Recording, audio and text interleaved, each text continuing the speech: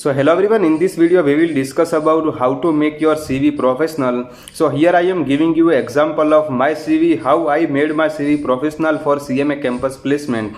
So this video definitely be useful to you. So this CV is for fresher and as well as for experienced person. So if you are fresher, then definitely this CV making process will be useful to you. And first remember that you have to prepare your CV by yourself. You are not required to do your copy paste from other formats. So there is no any specified format. So you can use your own format, but you have to make your CV by own. So before starting, I would like to say what are the important headings there should be in your resume. So first point is name. So there should be a name plus your contact detail. Second point is career objective. Third point is education. Fourth point is work experience. Fifth point is other, and last point is your personal details. So all these headings should be in your CV. So third question is whether my CV should be one page or it shall be more than one page. So there will not be issue if you are fresher. There 1.5 page is sufficient. So you can make your CV of one page, or there may be a 1.5 page. So there will not be issue.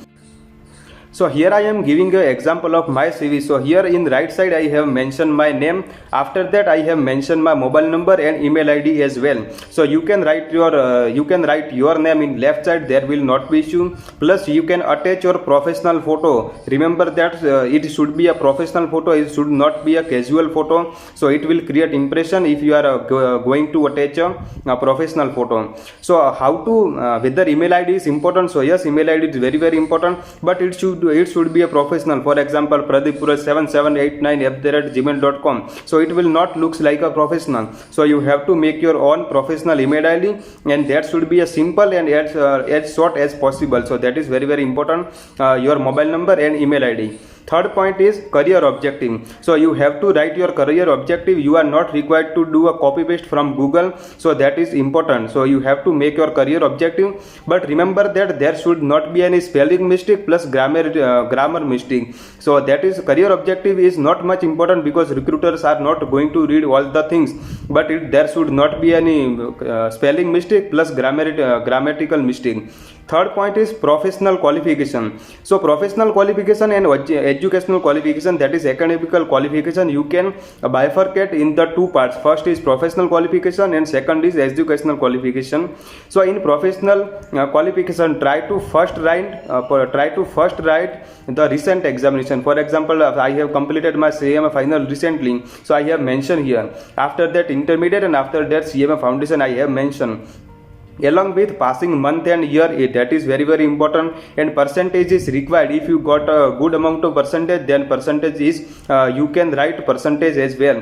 After that is if there is any special remark. For example, I have secured 6 exemption in CMA final, so I have mentioned here 6 exemption. Plus in CMA intermediate I have secured second rank in Ahmedabad, so I have mentioned CMA secured second rank in Ahmedabad city. Third point is secured exemption in all subject in CMA foundation. So after that professional qualification, you can write a educational qualification like any bachelor degree, SSC and SSC you can write here. There will not be issue. After that qualification name plus from where you did your qualification for board and university, passing month and year is important, and percentage is very important. In case of professional qualification, if you are not going to quote your percentage, then you can simply put your status whether you have qualified or not qualified. So that will not be issue if your percentages, if you are thinking that is less.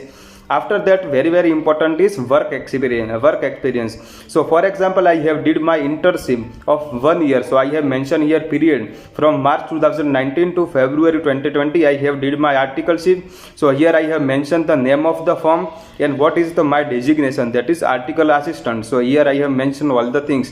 So in articleship, during the articleship on which assignment you have did work. So I have mentioned here costing and finance, preparation of cost sheet, calculation of abnormal loss, capacity determination, reconciliation statement, application of ratio. In the taxation, I have filing of return, filing of income tax return, filing of TDS return, and making payment of the same. So internship, what you have did during the internship, it is required to be mentioned. If you are not if you are not going to quote all the things, but in short, within 2 or 3 lines, you can definitely quote your work, what you have did during the internship. That is very, very important. Long writing is not required. You can put 2 to 3 lines in the experience. That is not an issue. After that, I have mentioned core competencies. So in which areas I have core competencies, that is costing and management, accounting and financial management. Third is direct tax and indirect tax, I have mentioned here. After that, very, very important, computer literacy. So working knowledge of MS Excel, MS Word and MS PowerPoint, I have mentioned here. Completed 100 hours computer training conducted by the Institute of Cost Accountants of India, I have mentioned here because I have done 100-hour computer training. Can easily adapt to accounting software on any other computerized environment. So that is very, very important.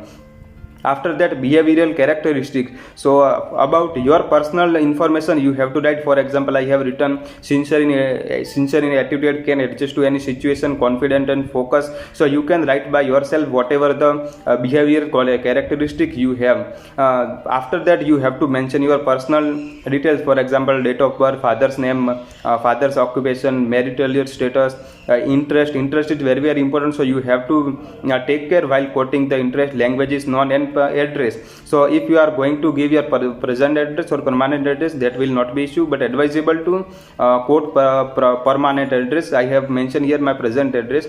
After that, you have to give your declaration that all the information whatever I am sharing here, it is true and based of my knowledge. And after that, you have to mention your name. So that is not an issue. So I hope this video is helpful to you. So share this video if you feel so, and like the video if you feel so, and make sure you have pressed the subscribe button so that all the updates and information you will get. So thank you, bye bye.